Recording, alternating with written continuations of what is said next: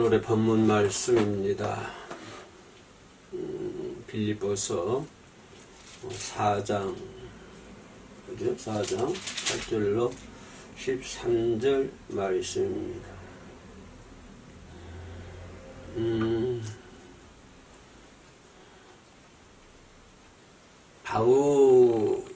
사도 바울, 빌립보서도 로마 감옥에서 쓴 억중서신이죠. 억중서신. 그래서 이것은 60년에서 62년경에 로마 감옥에서 기록한 그 헌금을 보내준 빌립보에 있는 교인들, 빌립보에 있는 그리스도인들, 아마 바울 선교 활동에 많이 도움을 줬던 그런 빌립보 그리스도인들 같습니다. 그래서 바울이 로마 옥중에 있으면서도 그 빌립보 교인들에게 편지를 쓰는 서신서입니다. 무엇보다도 빌립보에 보면 그 빌립보 교인들에게 감사의 뜻을 전하는 그 바울의 모습을 볼 수 있죠. 빌립보서 1장 1절 보면은 빌립보에 사는 모든 성도와 또한 감독들과 집사들에게 편지하노니, 빌립보에 있는 성도 또한 감독 또한 모든 집사들에게 편지를 한다라고 하면서 그 인사를 하는 것을 볼 수 있습니다. 중요한 것은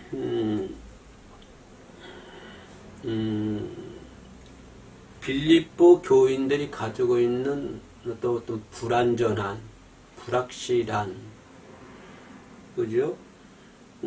빌립보 교인들이 가지고 있는 염려하고 있는 문제들, 이런 것들을 없애기 위한 바울의 권해에 찬 편지가 아니었나 그렇게 생각을 합니다. 다시 말하면 빌립보 교인들이 가지고 있는 어떤 걱정된, 근심된 그러한 일들을 극복을 하고, 그래서 빌립보 교인들이 이제 다시 연합을 해서 하나가 돼서, 그죠? 그리스도인들의 그 사역을 감당할 수 있는 그런 내용의 그 서신이 빌립보서가 아닌가 그렇게 생각을 합니다. 그래서 오늘 본문 4장 8절로 13절을 적어봤습니다만은, 이 본문 속에서도 보면 나는 비천에 처한 줄도 알고 또 풍부에 처한 줄도 알고 그런 것도 많이 겪었다. 배고픔도 겪고 또 배부른 일도 궁핍한 것도 처할 줄 알고, 또 그런 가운데에서 일체의 비결을 배웠다라고 하는 것입니다. 그러한 반복된 배고픔과 가난, 풍부, 비천한 이런 것들이 반복된 생활을 통해서 거기에 처할 줄 아는 일체의 비결을 배웠다라고 바울은 고백을 합니다. 자, 이런 것들이 우리 빌립보 교인들에게도 상당히 좋은 권면의 말씀이 되겠습니다만은, 오늘 이 시대에 살고 있는 우리 모두들에게도 권면의 말씀, 좋은 권면의 말씀이 아닌가 생각이 됩니다. 우리 성도들이 이 세상 살아가다 보면 복음의 사람들, 예배자들로 살아가고 있는데, 그런 생활을 하면서 여러 가지 일들을 경험하게 되죠. 예를 들어서 우리가 복음의 사람이라고 그래서 세상적인 고초를 당하지 않습니까? 또 예배자라고 그래서 병이 안 옵니까? 아닙니다. 우리 복음의 사람들도 역시 또 암도 걸릴 수 있고, 또 병으로 인해서 사망할 수도 있고, 또 여러 가지 일들을 이 세상에서 겪으면서 살아가고 있습니다. 그런 것들이 상당히 반복되는, 날씨가 좋았다, 흐렸다, 좋았다, 흐렸다, 이렇게 봄, 여름, 가을, 겨울, 이렇게 날씨가 반복되지 않습니까? 저도 시골에서 섬에서 살았기 때문에 바다의 물에 대해서 잘 알고 있습니다. 뭐 잘 알기보다는 뭐 이제 내가 경험했던 것들이니까요. 그래 바다도 밀물이 있는가 하면 썰물이 있는 것이고, 썰물이 있는가 하면 밀물이 있는 것이고, 바닷물도 왔다 들어갔다 하는 것처럼 우리 크리스찬들도 이 땅에 살아가다 보면 여러 가지 환경에 부딪힐 수가 있습니다. 그러나 그런 환경에 부딪힌다고 해서 실망과 좌절 속에 있을 것이 아니라 그런 과정을 통해서 그 하나의 연단을 생각하고 그러한 과정에 통해서 이러한 모든 것들을 처할 줄 아는 이런 어려운 환경 가운데서도 처할 줄 아는 일체의 비결을 그런 과정들 통해서 비결을 배울 수 있다고 하는 것입니다. 그러면서 그는 얘기하기를 지금 생활에 만족하고 있다, 만족한다라고 그런 표현을 쓰는 것을 볼 수 있습니다. 이 만족이라 하는 크리스찬의 복음의 사람들의 만족이라는 것은 어떤 외형상, 그죠? 외형상 뭐 행편에 상관하지 않고 내 환경이 이렇든 저렇든 내 환경이 부하든 뭐 가난하든 비천에 있든지 어떠든지 내 환경이 어떤 상황 속에서도 나는 만족하고 있음을 밝히는 것을 볼 수 있습니다. 자, 오늘 11절에서 얘기합니다. 내가 궁핍함으로 말하는 것이 아니니라. 궁핍함으로 말하는 것이 아니다. 왜냐하면 이제 빌립보 교인들이 헌금을 이제 주셔서 바울이 사역하는데 이방인들에게 복음 전하는데 도움을 받았기 때문에 내가 비천에서 이 말하는 것이 아니다라고 전제 조건을 깔면서 말씀하는 것이 어떤 형편이든지 여기서 어떠한 말을 하는 것을 우리가 좀 이렇게 포커스 맞춰야 될 것 같아요. 어떠한 그 말 단어 속에는 모든 것이 다 포함이 되었습니다. 그죠? 바울과 같은 어려움 속에 있는 것, 환경도 처해 있죠. 또한 뭡니까? 욥과 같은 눈물 없이 갈 수 없는 그런 어려운 환경도 어떠한 그 표현 속에 다 들어가 있습니다. 그죠? 모든 아브라함의 그런 어떠한 그 요정도 그런 어떠한 표정 속에 다 포함이 되어 있습니다. 그러니까 이 어떠한이라고 하는 단어 속에는 바울이 폭풍을 만났을 때도 얘기할 수 있고요. 또 하나는 감옥에 갔을 때도 얘기할 수 있고, 또는 태장을 맞고 매를 맞을 때도 얘기할 수 있습니다. 그러니까 내 행편의 외형상 형편이 어떠한 형편이든지 간에 바울이 뭐라고 하냐면은 자족하긴 배웠다라고 하는 것입니다.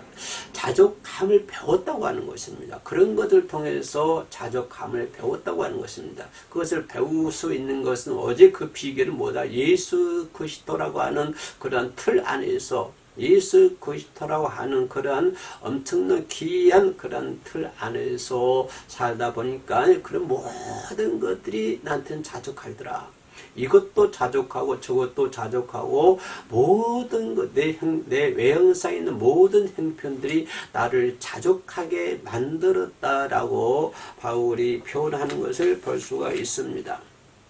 그런 것처럼 그리스도를 영접한 후에 지금까지 복음을 위해서 많은 고난을 당하고 있지만 그럼에도 불구하고 그리스도의 사랑과 능력으로 능력으로 참고 승리할 수 있음을 강조하고 있는 것입니다. 그런 모든 어려운 일들이 오직 예수 그리스도의 능력, 오직 예수 그리스도의 사랑으로 그런 것들을 그런 것들을 그런 과정 속에서도 승리할 수 있었다라고 바울이 고백하는 것을 볼 수 있습니다. 그렇습니다. 오늘 이 시대에 살 수 있는 저와 여러분들이 아까도 얘기했던 것처럼 많은 고난을 받을 수 있습니다. 많은 어려운 일들 당할 수 있습니다. 그러나 우리가 승리할 수 있는 비결은 오직 예수 그리스도의 능력입니다. 오직 예수 그리스도의 사랑입니다. 예수 그리스도의 능력과 예수 그리스도의 사랑으로 인해서 우리는 승리할 수가 있는 것입니다. 내가 금력이 있고 권력이 있고 명예력이 있고 이런 것이 있었기 때문에 그런 어려운 환난을 극복하고 이길 수 있고 승리할 수 있는 것은 아니라 오직 바울이 승리할 수 있었던 비결은 예수 그리스도의 사랑과 예수 그리스도의 능력 때문에 이것 때문에 바울은 어떠한 교훈 가운데서도 승리할 수 있었고 극복할 수 있었다라고 사도 바울 선생은 얘기하는 것을 볼 수 있습니다. 우리 성도의 삶이라 하는 것은 그리스도를 본받는 것이 우리의 삶입니다. 내 모토는 예수 그리스도입니다. 예수 그리스도가 하나님께서 이 땅에 오셔가지고 우리가 똑같이 정말 시골댁의 아이로 태어나가지고 어려운 일을 당하고 우리가 똑같은 삶을 살아가고 있지 않았습니까? 그럼에도 불구하고 내가 본받을 성도의 사람이라 하는 것은 복음의 사람이라 하는 것은 오직 예수 그리스도를 본받는 생활을 해야 된다고 하는 것입니다. 내가 본받는 생활은 뭐 어떤 좋은 사람, 훌륭한 사람 그런 사람 되겠지만 그러나 내가 가장 본받아야 할 사람은 오직 예수 그리스도를 본받는 생활을 우리가 해야 됩니다. 우리는 여러 가지 어려운 일이 겪을 수 있습니다. 그럴 때마다 만약에 예수 그리스도라면 어떻게 하셨을까? 예수 그리스도라 그러면 어떻게 생각했었을까? 예수 그리스도로 한다면 어떻게 결정 내렸을까? 이렇게 우리는 퀘스천마크를 달고 살아야 된다고 하는 것입니다. 자, 우리가 이 땅에 살아가면서 어려운 일이 부딪힙니다. 그럴 때는 좌절하거나 실망하지 말고 과연 그 자리에서 예수 그리스도가 앞에서 계신다고 그러면 나에게 뭐라고 말씀하고 계실까? 예수님은 나에게 뭐라고 권면하고 있을까? 예수님 나에게 어떻게 하라고 지시하셨을까? 이렇게 먼저 생각해 봐야 된다고 하는 것입니다. 이것이 꼭 예수 그리스도를 본받는 삶입니다. 왜냐하면 우리는 예수 그리스도를 본받아야만이 그 가운데서 승리할 수 있고 그 가운데서 저와 여러분들이 그 가운데 소망이 있기 때문에 예수 그리스도의 능력과 예수 그리스도의 사랑 안에서 우리가 소망이 있기 때문에 예수 그리스도를 본받아야 되는 것이고 또 예수 그리스도에 대한 사랑과 예수 그리스도의 사랑과 예수 그리스도의 능력에 의해서 우리는 반드시 그것을 본받아야 돼. 예수 그리스도를 본받음을 말미암아 소망도 생기고 능력도 생기고 또 그러한 가정 속에서 바로 거기에 뭐가 있기 때문에 거기에 미래가 있기 때문에 거기에 내 삶이 있기 때문에 거기에 내 삶의 모든 것이 거기에 있기 때문에 우리는 예수 그리스도를 본받는 삶을 살아야 된다고 하는 것입니다. 예수 그리스도를 본받는 삶이라고 하는 것은 바로 그것에 소망이 있고 그것에 희망이 있고 거기에 미래가 있기 때문에 나의 미래, 우리 모두의 미래가 있기 때문에 우리는 예수 그리스도를 본받는 삶을 살아야 될 줄로 믿습니다. 주님께서 우리들에게 말씀하신 대로 하나님의 함께 하는 자로 살아가야 된다고 하는 것입니다. 이 땅의 복음의 사람들은 이 땅에서 뭐 금력, 권력, 명예력 이런 것과 함께 살아가는 것이 아니라 저와 여러분들이 살아갈 수 있는 것은 오직 하나님과 함께 살아가야 된다고 하는 것입니다. 하나님과 함께 동산을 거닐어야 된다고 하는 것입니다. 하나님과 함께 나그네 길을 걸어가야 된다고 하는 것입니다. 하나님과 함께 찬양하고 하나님과 함께 예배를 드리고 하나님과 함께 생활을 하고 하나님과 함께 가정생활을 하고 하나님과 함께 교회 생활을 하고 내 모든 삶이 하나님과 함께 하는 삶을 살아야 되는데 그것은 내가 곧 예수 그리스도를 본받는 삶을 살 때 우리는 하나님과 함께하는 삶이 된 줄로 믿습니다. 그래서 이 세상에서 삶을 성공적으로 이끌 수 있는 방법은 내가 돈을 많이 벌어야 좋은 아파트에 살아야만 좋으니까 내 인생이 성공하는 것이 아니라 내 인생이 성공할 수 있는 방법, 내 인생이 성공할 수 있는 삶이라고 하는 것은 곧 하나님이 함께하는 삶을 살 때 우리의 인생이 승리하고 우리의 가정이 승리할 줄로 믿습니다. 그래서 우리의 가정을 위해서 기도할 때 하나님이 가정과 함께하기를 원합니다. 나를 위해서 하나님께 기도할 때 하나님 나와 함께하는 삶이 살기를 원합니다. 그래서 그 말씀대로 순종하고 하나님의 뜻을 쫓고 예배하고 찬양하고 기도하고 이렇게 될 때 하나님과 더불어 함께하는 삶이 되는 것이고 이렇게 하나님과 함께하는 삶을 살 때 그것이 곧 그 인생은 플러스 인생이 되어야 된다고 하는 것입니다. 사람들은 어떤 사물을 바라보거나 어떤 사물을 생각할 때 상대의 좋은 점보다는 좋지 않는 점을 바라보는 것이 인간의 마음 같아요. 사람이라 하는 것이 참 묘한 게 말이에요. 사람을 뭐 딱 봤을 때 그 사람의 좋은 점, 장점 이런 것을 보고 참 우리가 칭찬을 해주고 나도 저렇게 살아야 되겠다라고 생각을 해야 되는데, 근데 사람은 그 사람의 좋은 점만 보는 것이 아니라 아주 나쁜 점, 최고의 나쁜 점, 단점만 보고 그냥 생각하고 판단해버리고 정지한다고 하는 것입니다. 이것이 사람의 모습이에요. 왜냐하면 사람은 죄인이기 때문에 그렇습니다. 사람은 죄인이기 때문에. 그래서 그 사람의 어떤 그 잘못된 점만 골라서 얘기를 해요. 잘못된 것만 찾아가지고 보려고 얘기를 펴요. 그것이 사람의 모습이에요.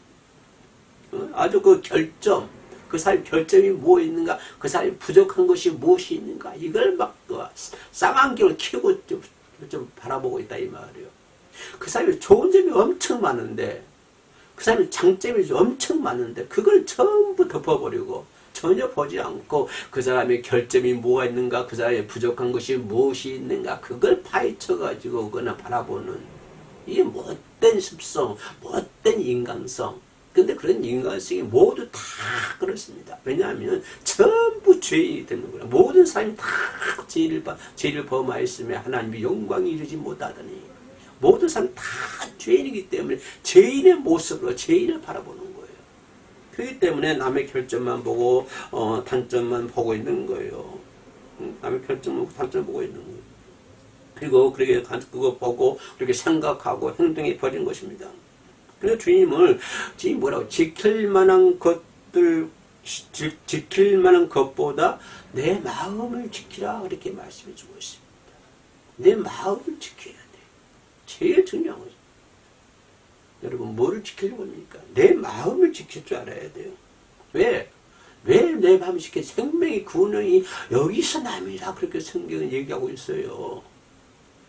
지킬 만한 것들 중에서 내 마음을 지키라. 왜? 생명의 근원이 거기서 남이라. 여러분, 마음을 지킬 줄 알아야 돼. 내 마음, 올바른 믿음, 올바른 양심, 이것이 파손되면 안 되는 거예요. 내 마음속에 있는 모든 것들이, 올바른 믿음, 모든 양심들이 파손되면 안 되는 거예요. 그래서 내 믿음, 내 마음을 지켜야 돼. 왜냐하면 내 마음을 지켜야만 거기서 뭐가 나옵니까? 생명의 구원이 이에서 납니다. 그렇게 성경이 얘기해주고 있어요. 그래서 우리 인생이 마이너스 인생이 아니라 플러스 인생이 돼야 되는 거예요. 남의 장점을 바라고 부추겨 새겨주고, 남의 좋은 점을 바라고 칭찬을 해주고, 나도 저렇게 살아야 되겠다고 하는 그런 마음 다짐을 갖고 이렇게 해야 되는데, 자꾸 사람 남을 죽여야 돼. 남을 밟아야 돼. 그렇죠? 남을 죽이고 남을 밟아야 된다고. 요즘 정치판에 얼마나 남을 죽이려고 그럽니까? 그게 인간의 모습이 그래요. 욕심이 과하면 과할수록 더 하는 거예요. 정치인들 얼마나 욕심이 과합니까? 욕심이 과하다 보니까 더 남을 죽이려고 그러고, 더 죽이려고 그러고, 나 아니면 다 내 편 아니면 다 죽이려고 그래요. 이게 인간의 모습이에요. 우리 인생은 플러스 인생을 살아야 되고, 또 저와 여러분의 인생은 가능성 있는 인생을 살아야 됩니다. 가능성 있는. 예수님께서 베드로에게 그랬잖아요. 베드로 물 위로 걸어올 때 물결 치는 대로 움직이지 마라. 바람 부는 대로 흔들리지 마라. 그죠?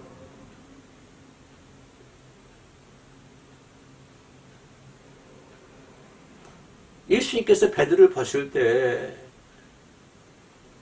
물결 치는 대로, 바람 부는 대로 보지 마라. 지금 예수님께서 베드로를 보는 거는요, 시몬, 게바, 옛날 게바, 베드로의 모습 보는 거 아니에요. 지금 예수님이 베드로를 보는 거에서 예수님이 실제자의 모습을 바라보는 거예요. 비록 지금 베드로가 물에 빠지잖아요. 바람이 흔들리잖아요. 물결에 흔들리고 있잖아요. 연약한 지금 베드로의 모습이 빠져가고 있잖아요, 바다에. 그러나 예수님께서 그 베드로를 어떻게 쳐다봐요? 그런 베드로가 아니라 바람에 흔들리는 베드로가 아니라 물결에 빠져버리는 그런 베드로가 아니라 개바 베드로가 아니라 지금 예수님께서 베드로를 보는 것은 뭐로 바라봅니까? 예수님의 수제자로 바라봅니다.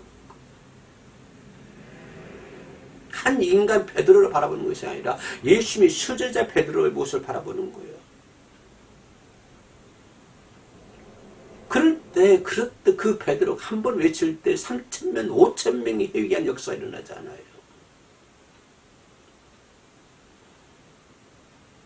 그래서 베드로는 뭐예요? 예수님 베드로 볼 때는 반석을 보는 거예요. 반석으로. 인간 약한 베드로를 보는 것이 아니라 반석이 된 베드로.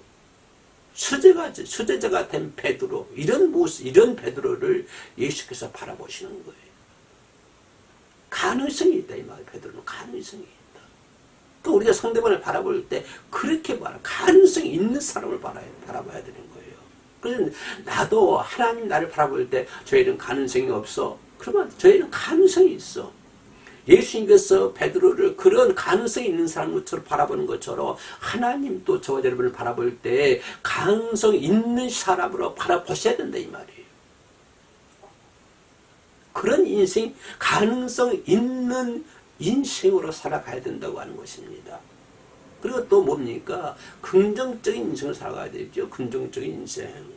부정적인 태도를 보면, 부정적인 태도를 가지고 있는 사람들의 모습을 보면요, 밝고 환하고 아름다운 인생을 살 수가 없습니다. 부정적인 사람은 매사에 부정적이에요. 밝은 면도 없고요, 긍정적인 면도 없고요, 환한 것도 없고, 아름다운 것도 없고요, 백향목의 향기도 없고요, 감람나무 열매도 없고요, 아무것도 없어요.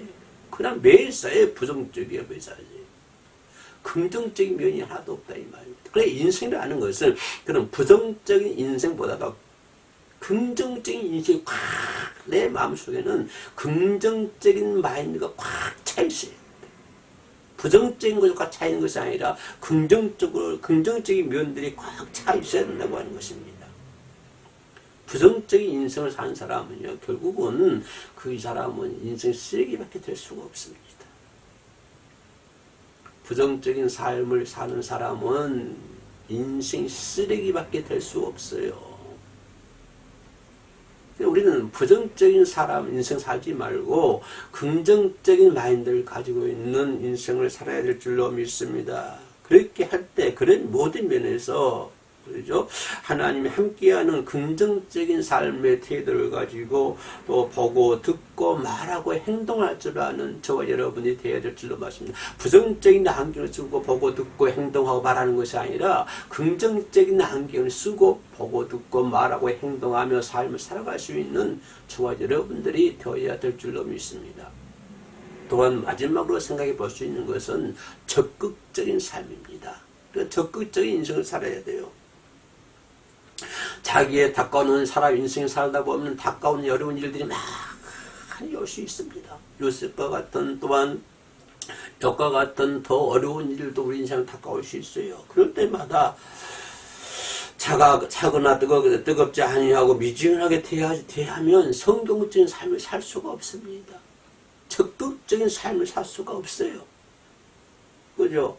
이렇게 어떤 어려운 문제가 왔을 때 미전하게 대하면요, 우리는 인생에 살 수가 없습니다. 적극적이고 창조적이고 긍정적인 자세로, 그렇죠? 우리의 모든 생각과 우리의 모든 뜻을 하나님께 맡기고 하나님께 가르쳐주고 하나님께서 말씀하신 대로 그 행하고 주님이 주시는 평강 안에 우리가 거해야 될 줄로 믿습니다. 다시 말씀드리면 어떤 어려운 일이 오면 어떤 일이든지 어려운 일이 오면은 그거를 이제 그죠 어떤 그런 미지근한 상태를 한 것이 아니라 적극 그 일에 대해서 적극적으로 대하고 긍정적으로 대하고 창조적으로 대하고 그 미래 지향적으로 대하고 이렇게 적극적인 태도를 가지고 대할 때 우리는 주님이 하나님이 함께 해주시고 또 그런 가정을 통해서 하나님께서 말씀을 가르쳐 주시고 지켜주시고 이끌어 주실 줄로 믿습니다. 그러면서 우리는 주님 안에서 평강의 삶을 살 수가 있는 거예요. 다시 말씀드려 어떤 어려운 일 때 미진하게 대하지 말고 적극적이고 창조적이고 합리적이고 긍정적이고 그렇죠? 이렇게 그 일을 처리해야 된다고 하는 것입니다. 그래서 우리의 인생이 플러스 인생도 되고 또 가능성 인생도 되고 적극적인 인생도 되고 또 뭐랍니까 긍정적인 인생을 살 때 우리는 반드시 훌륭한 성공적인 인생이 살 줄로 믿습니다. 성공적인 인생을 살기 위해서는 첫째로 플러스 인생을 살아야 됩니다. 두 번째는 가능성 있는 인생을 살아야 됩니다. 세 번째는요 긍정적인 인생을 살아야 됩니다. 마지막 네 번째는 뭡니까 적극적인 인생을 살아야 됩니다. 그렇게 살 때 우리는 우리의 인생이 성공할 줄로 믿습니다. 남은 생에도 성공할 수 있는 저와 여러분 되시기를 주의 이름으로 축원합니다. 기도하겠습니다. 거룩과 수고내로 오신 아버지 하나님, 우리 주 예수 그리스도 안에 있어 우리의 삶이 참으로 어떤 어려움 속에서도 극복하고 승리할 수 있는 삶을 살아갈 수 있도록 도와주시옵소서. 아버지의 부정적인 생각 속에 헤매지 않도록 도와주시고 항상 하나님께서 주시는 틀 안에서 긍정적인 생각을 가지고 모든 것들이 합리적으로 판단하며 말하며 생각하며 생활할 수 있도록 도와주시옵소서. 주님만 의지하며 나사렛 예수의 이름으로 기도 올리옵나이다. 아멘.